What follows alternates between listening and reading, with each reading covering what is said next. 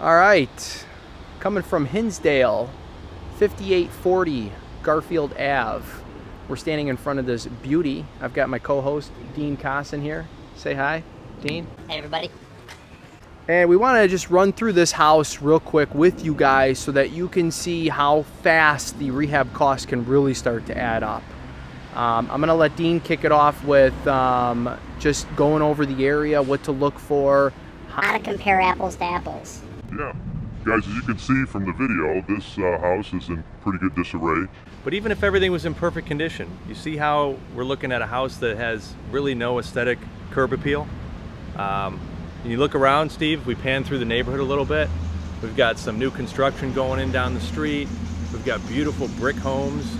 I think the two-car attached garages, almost everything is brick, stone. There's only one sided house that I can see in our view here. This is just an amazing part of Hinsdale. So we know going into this that this house is going to need a complete facelift, and you have to start thinking about the cost of that and what you're going to do. How can you turn this house into, you know, something that belongs in this neighborhood? Spot on, Dean, spot on. Very first cost that's not going to improve this home is going to be the architect. If you are going to do any type of roof line changes, which I would suggest, as Dean mentioned, you want to make sure that you're consistent with the area. You're looking at anywhere from $4,000 to $10,000. We can see that we need whole new facelift on this house. We're going to have to wrap this whole house in some type of hardy board. You could go with vinyl siding. Either way, it needs a lot of exterior work. Just for the siding alone, you're probably running at about $20,000. Second, as we see this driveway, it's got some little speed bumps if you're driving a bicycle on that the buyers, I can tell you, aren't going to like.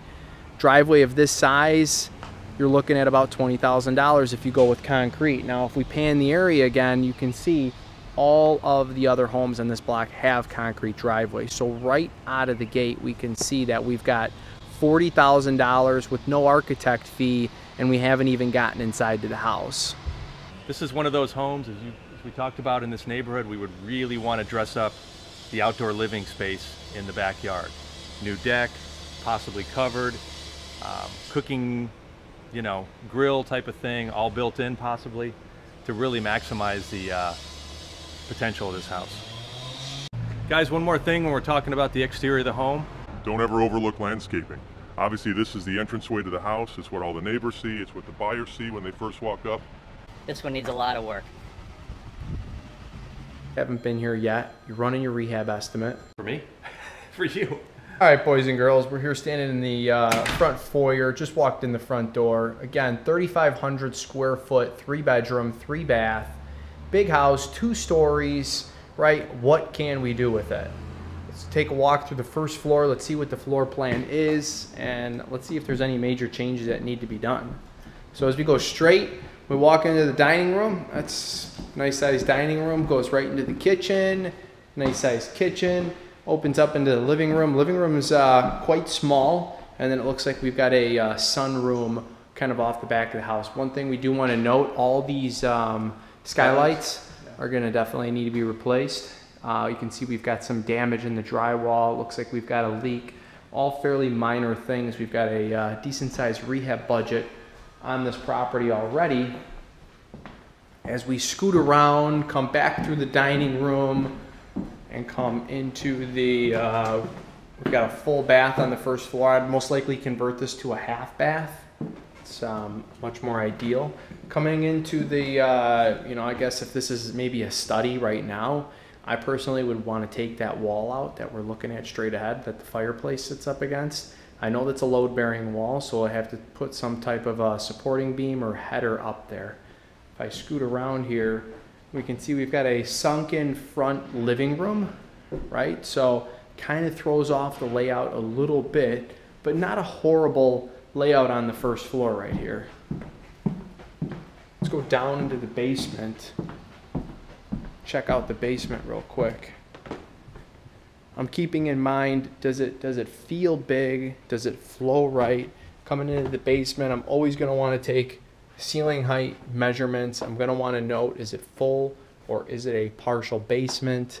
Again, full, is it the footprint of the first floor, or is it only a partial? In this case, we only have a partial basement.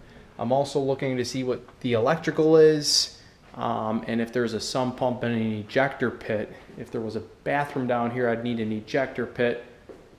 Again, always love when there's sump pumps down here. Looks like we've got a 200 amp service panel right here. I know it may be a little dark for you guys. You can see we've got the sump pump right there with the battery backup, and then you can't see in there, but we have a crawl space. So that could have been an addition onto the house, or they could have just built the house like that. Also, I want to pan around. I want to look at the water meter.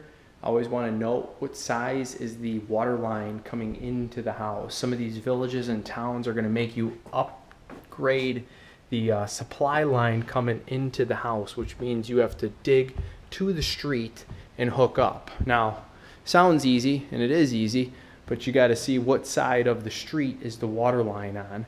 Is it in the middle of the street? Is it on the same side of the house? Or is it on the opposite side of the street? Meaning that you have to bust open the whole... What did I miss, Steve? You missed it all, man. But we're going upstairs, so you can kick it off upstairs. Oh, great. We're going to see all 4 bedrooms upstairs? We wish we had 4 bedrooms. Yeah. So I was going to mention, when you walk into a house like this, would your first strategy to be to, what's the least we can do to turn this house around? Like a cosmetic rehab first? Yeah, you know, looking at it both ways. What's the least amount, and how do I maybe force appreciation? Right. Is there room to put on an addition, or do you just do a full monster gut rehab?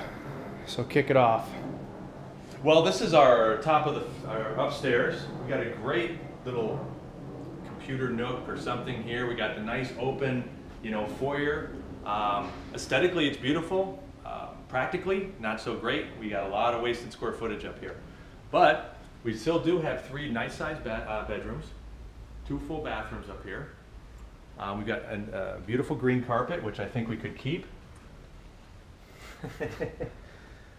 Our full bath. Let me see if we can get a little light in here. Woo. Oh, nice. Look at that. Top of the line. Pink surround. Yeah. Woo. Top of the line cultured marble. That was really top notch. And Dean, what about these bedroom sizes? These are actually really good size. For a house this old, this is a pretty good size. What we really want to do is compare these bedroom sizes to some of the comps we'd be selling against, and make sure we're not too undersized. Now, coming into the master, I felt that it had a good feel here because of the vaulted ceilings, but overall, I really felt that the master was actually a little bit on the small side. A little bit. Nice closet, though. Nice closet. Remember, we're in the $1 million, $900,000 price point, so everything's going to need to be top notch here. Top notch. Almost everything around here is in the 3,000 square foot range, and we're 900,000 up. So a little bit of a massive master, maybe even a little bit too big. Seems like there's a lot of wasted space here. It'd be nice if you could expand the master bedroom into here, but again, you want to note what is in your walls. Right here, we've got a plumbing wall because we've got the shower valves. We also have ductwork running through there, so not so easy to just knock down a wall. What else you got for us, Dean? that's all I have for this room. All right, as we walk down here into the basement, things that we want to keep in mind and pay attention to is if we can peek up into the ceiling and see what type of plumbing, if it's galvanized, if it's copper, is the electricity and conduit, is it Romex, is it BX, what condition is the hot water tank in, what condition is the furnace and AC in, is it zoned, is it 1 unit, is it 2 units, Dean, what else you want to point out down here? You know, I'm looking for the electrical panel because I think we should always take a look at the electrical panel. That is a very good point. And we found it. So we always look and make sure the electrical panel is, what is it, 110 and above? Yeah, this is a 200 amp 200 panel amp. right here, so we're good. We wouldn't have to update the panel. And then while we're here, we can take a look at our sump pump. Yeah, we got a sump pump and battery backup. Remember, sump pump meaning that there's drain tiles around the perimeter of this home, which is going to collect all the clean rainwater. So the sump pump is only for clean water.